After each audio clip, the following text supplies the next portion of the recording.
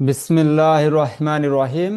প্রিয় শিক্ষার্থীরা, আমরা আজকে ক্লাস থ্রির প্রাথমিক বিজ্ঞান বই অধ্যায় নাম্বার 1 উদ্ভিদের পরিচিতি। আমরা অধ্যায় নাম্বার 1 উদ্ভিদের পরিচিতি নিয়ে আজকে আলোচনা করব। ক্লাস থ্রির প্রাথমিক বিজ্ঞান বইয়ের অধ্যায় নাম্বার 1 উদ্ভিদের পরিচিতি নিয়ে আজকে আমরা আলোচনা করব। তো ওই উদ্ভিদের পরিচিতি অধ্যায় নাম্বার 1, এই অধ্যায়টি আসলে আমরা আলোচনা করার মাধ্যমে এবং পড়ার মাধ্যমে আমরা উদ্ভিদ সম্বন্ধে আসলে অনেক না জানা তথ্য জানতে পারবো এবং উদ্ভিদ সম্বন্ধে আসলে আমরা অনেক কিছু জানতে পারবো। তো দেখি, পৃথিবীতে নানা রকমের জীব আছে। আসলে পৃথিবীতে কি নানা রকমের জীব আছে। উদ্ভিদ এক ধরনের জীব, উদ্ভিদও কি এক ধরনের জীব।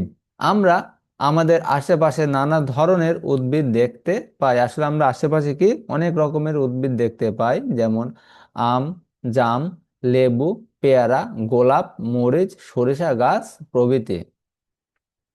এগুলোর আকার, আকৃতি, রং ইত্যাদি ভিন্নতা রয়েছে। এগুলোর কি এক এক গাছের আকার, আকৃতি এবং রং এক এক রকমের।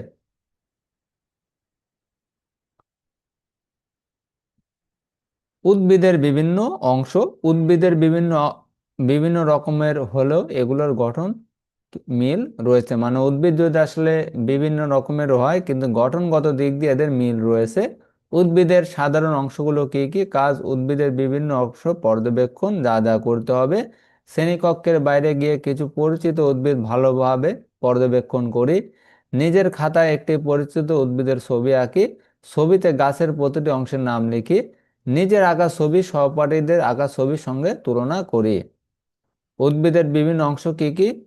ফুল, মূল এবং এখানে হবে কাণ্ড। চলো ফুল ও শিকড় বা মূল এবং কাণ্ড সহ একটি উদ্ভিদ পর্যবেক্ষণ করি। আসলে প্রিয় শিক্ষার্থীরা, তোমরা এটা নিজেরাই করে নিবে। উদ্ভিদের সাধারণত অংশগুলো সম্পর্কে আরো কিছু জানি। প্রায় সব উদ্ভিদেরই মূল, কাণ্ড এবং পাতা থাকে। সব উদ্ভিদের কি থাকে? তাহলে উদ্ভিদ, প্রায় সকল প্রকার উদ্ভিদেরই মূল, কাণ্ড এবং পাতা থাকে। কিছু কিছু উদ্ভিদের আবার ফুল ও ফল থাকে। আবার কিছু কিছু উদ্ভিদের কি ফুল এবং ফল থাকে। মানে প্রতিটা যে উদ্ভিদের মূল, কাণ্ড এবং পাতা থাকে। আবার কিছু কিছু উদ্ভিদের ফুল ও ফল থাকে, কিন্তু সব উদ্ভিদের ফুল ও ফল থাকে না।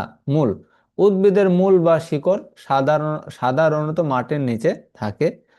মূলের মাধ্যমে গাছ মাটিতে আটকে থাকে। মূল গাছকে সোজা হয়ে দাঁড়িয়ে থাকতে সহযোগিতা করে।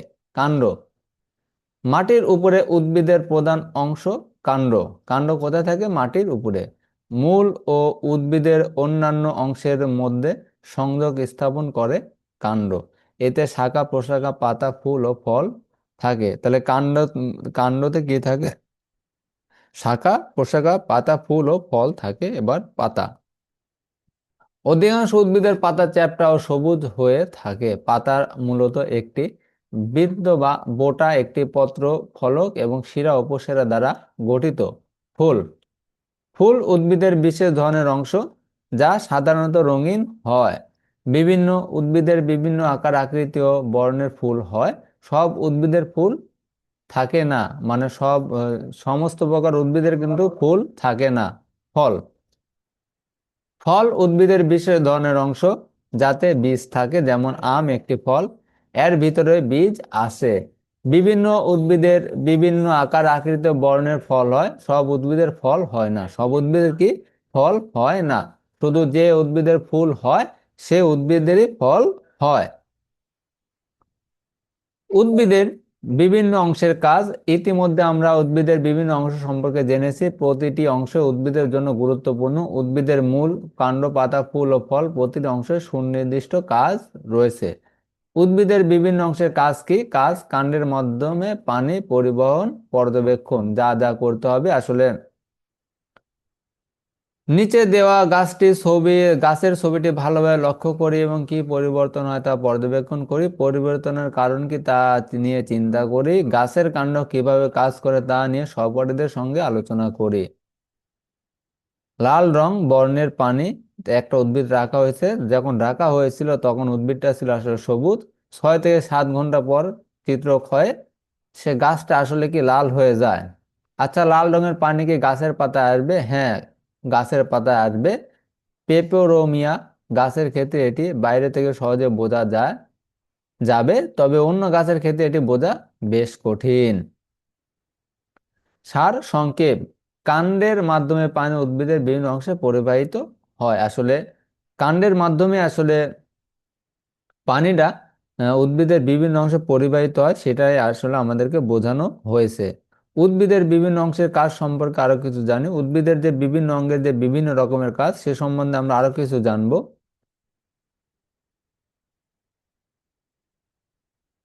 উদ্ভিদ তার দেহের বিভিন্ন অংশ ব্যবহার করে নিজের মৌলিক চাহিদা পূরণ করে। যেমন মাটি থেকে মূলের সাহায্যে পানি ও পুষ্টি উপাদান সংগ্রহ করে। উদ্ভিদের প্রতিটি অংশের কাজ সুনির্দিষ্ট এবং এক অংশের কাজ অন্য অংশ থেকে ভিন্ন। মানে এক অংশ যে কাজটি করে আরেক অংশ অন্য কাজ করে। ফুল ফুল হলো উদ্ভিদের একটি অংশ যা থেকে বীজ উৎপন্ন হয়। বীজ বপন করা হলে তা থেকে একসময় নতুন চারা গাছ উৎপন্ন হয়। তাহলে এটাই ফুলের কাজ।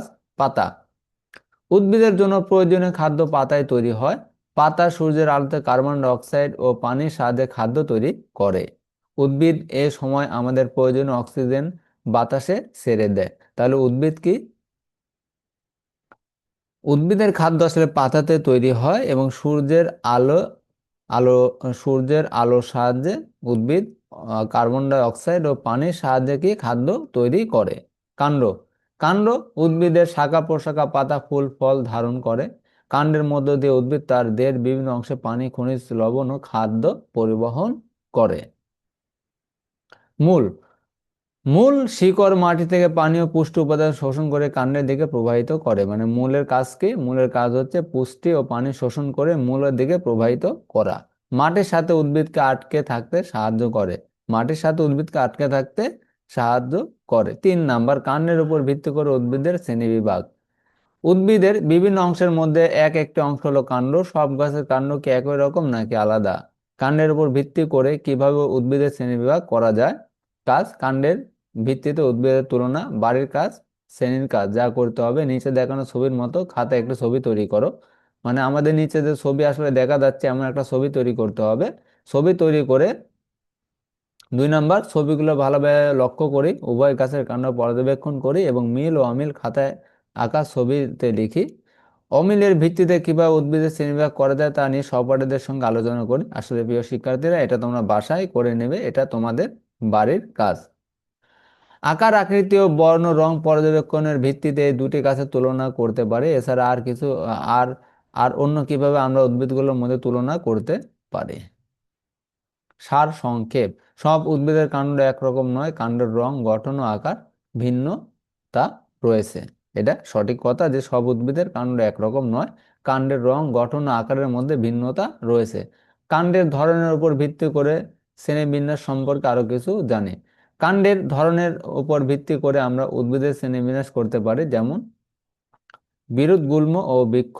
তাহলে কাণ্ডের ধরনের উপর ভিত্তি করে আমরা উদ্ভিদের শ্রেণীবিন্যাস করতে পারি। তাহলে উদ্ভিদ কত প্রকার বলা হয়? বিরুৎ, গুল্ম ও বৃক্ষ।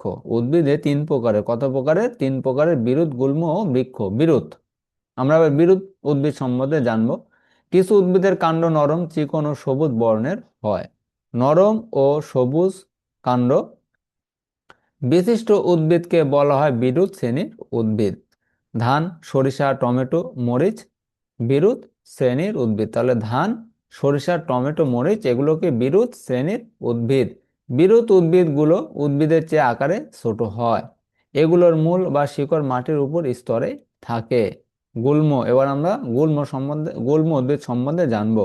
গোলাপ, রঙ্গন, জবা গুল্ম শ্রেণীর উদ্ভিদ। এসব উদ্ভিদের কাণ্ড শক্ত এবং বড় বিরুতের তুলনায় আকারে বড়। কাণ্ডের গোড়ায় গাছ থেকে শাখা প্রশাখা বের হয়। এগুলোর মূল বা শিকড় মাটির গভীরে যায় না। বৃক্ষ, এবার আমরা বৃক্ষ সম্বন্ধে জানবো। আকারে দীর্ঘ শক্ত প্রাকৃতিক কাণ্ড বিশিষ্ট উদ্ভিদকে বলা হয় বৃক্ষ। কাণ্ড থেকে শাখা প্রশাখা ও পাতা হয়। এগুলোর মূল মাটির অনেক গভীরে যায়। আম, কাঁঠাল, বেল ইত্যাদি বৃক্ষ শ্রেণীর উদ্ভিদ। তাহলে আম, কাঁঠাল, বেল ইত্যাদি কি বৃক্ষ শ্রেণীর উদ্ভিদ। 4 নাম্বার, ফুলের উপস্থিতির উপর ভিত্তি করে উদ্ভিদের শ্রেণীবিন্যাস। আমরা জানলাম যে কাণ্ডের উপর ভিত্তি করে উদ্ভিদের শ্রেণীবিন্যাস করা যায়। ফুলের উপর ভিত্তি করে আমরা উদ্ভিদের শ্রেণীবিন্যাস করতে পারি। ফুলের উপস্থিতির উপর ভিত্তি করে কিভাবে উদ্ভিদকে শ্রেণীবিভাগ করা যায়। যা যা করতে হবে, নিচে দেখানো ছকের মতো খাতায় একটা ছক তৈরি করি। প্রিয় শিক্ষার্থীরা, নিচে যে ছকটি আসলে দেখা যাচ্ছে, তোমরা এমন একটা ছক আসলে নিজের খাতায় আঁকবে। নিচের ছবিগুলো ভালোভাবে লক্ষ্য করি। খাতায় আঁকা গোলাপ গাছ ও ফান গাছের বিভিন্ন অংশের নাম লিখি।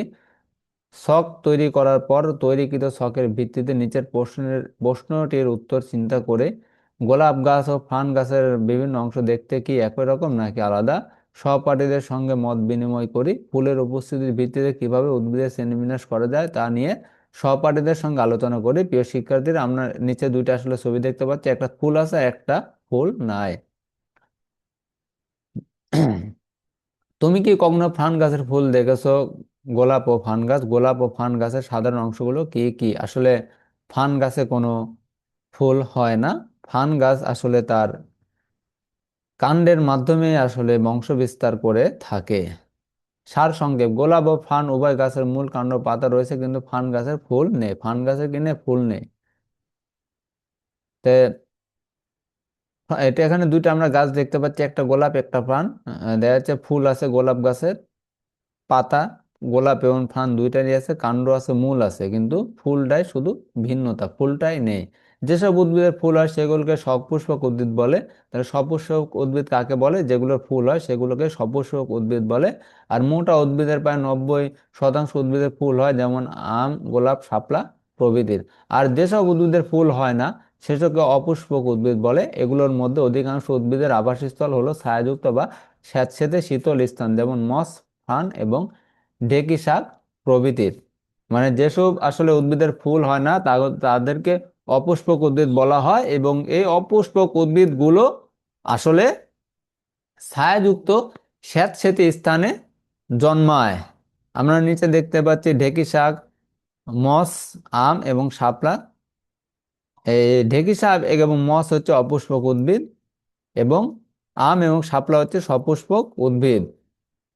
চলো পারি কি না দেখি। একটা উদ্ভিদের ছবি দেয়া আছে, উদ্ভিদের যেটা আমাদের চিহ্ন দেওয়া আছে এটা সমান সমান হবে পাতা। খ যেটা চিহ্ন দেওয়া আছে এটা সমান সমান হবে কাণ্ড, এবং গ যেটা চিহ্ন দেওয়া আছে এটা সমান সমান হবে উদ্ভিদের মূল বা শিকড়। তো ছবির গাছে ক, খ এবং গ চিহ্নিত অংশের নাম ও একটি করে কাজ লিখি।